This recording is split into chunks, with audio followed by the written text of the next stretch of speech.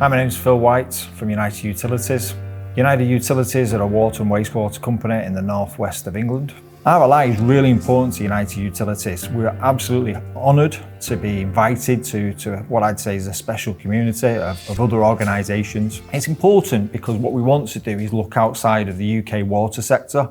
We want to see what other companies across the globe are doing. We want to be able to tap into their knowledge and learn from them, but also give them some of our knowledge as well.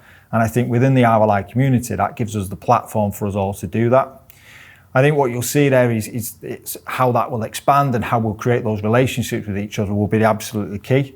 And I think sort of coming to the IMC for the last few days, you're already making those contacts in person, which is much better than Zoom, so that we know then we can call them up, how have you done this? And hopefully we'll get that sort of reciprocated with us. It's a fantastic opportunity and something, as I say, we're really proud to be part of.